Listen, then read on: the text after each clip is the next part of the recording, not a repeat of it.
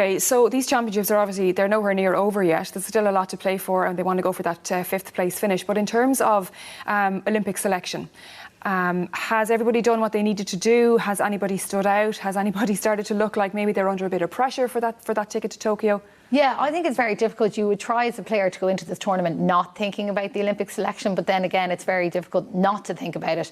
But they're carrying a lot of injuries in this squad. Like you saw, Nikki Daly really didn't play that much.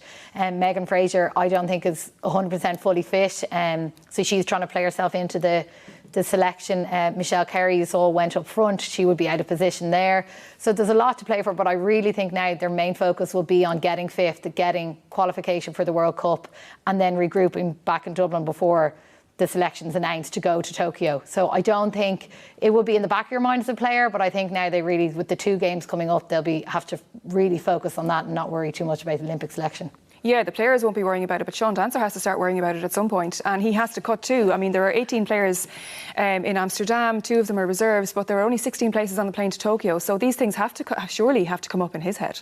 Yeah, they are. I mean, similarly, like the girls have to perform in 2 more games. He has to plan and prep and get them as ready as possible for these 2 games first. And then on reflection, I think he'll be able to look back and he'll say, you know, well, this player did this really well and maybe not that the way we would have liked it. But, you know, there's a couple of bums on seats already on the way to Tokyo, but there's a couple of decisions that he has to really make. Managing injuries is, of course, as Kate's mentioned, it's going to be one aspect, but then also form and how you're playing. And I think that players have another 2 games. I would see it as an opportunity to impress as opposed to dwelling on the 3 games that have passed. Yeah, and I suppose if injuries continue to come thick and fast. I know there have been a good few injuries already so far, but maybe he won't have so many selection headaches if players continue maybe not to be fully fit. If you're saying Megan Fraser isn't fully fit, how big a loss is that? She's a world-class player when she's fully fit. Yeah, and the debate always there, do you bring her if she's 80% or do you not bring her at all? So do you? Yeah.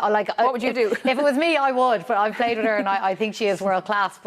But then do you think about someone who can play over a different few positions if you only have 16, you know, allowed to go? So it's hard for Dancer now to be, he will have to start thinking about what his plan is for that. And then also, do you know, like players like Deirdre Duke, I think, is playing really well. She wasn't meant to be at this Europeans. Naomi Carroll is one of the top forwards at the moment. Do you know, so you would always say Anna would have her ticket going to Tokyo. Do you know, she hasn't been playing 100% to what she normally is. So it's very tough. It's tough for everyone involved. It's tough for everyone involved, yeah. And it's a huge opportunity, isn't it, for some of the younger players coming through. Like you mentioned, Naomi Carroll, Michelle Carey, but even thinking of Sarah McCauley, Zara Malseed, they're still there. They're still trying to get their way into that squad. Yeah, they are, and that's you know, the great thing about the young players coming through. I think there is players that have obviously stepped away, and there's players who have picked up injuries, and that's opened up opportunities for the likes of players who maybe wouldn't have got a look in had the games gone ahead last year. So it is an opportunity for them, and they're fighting and they're keeping the pressure on the players who've been in the setup for the last couple of years. I think that's what you need to bring the best out of everyone and to keep competition really high. I don't envy Sean's decision-making process that he has to go through, but at the end of the day, if he does decide to take a gamble on some of the players who maybe are carrying niggles, then if you go over as one of the reserve players, your chances of playing are that much higher at some stage across the Olympic Games.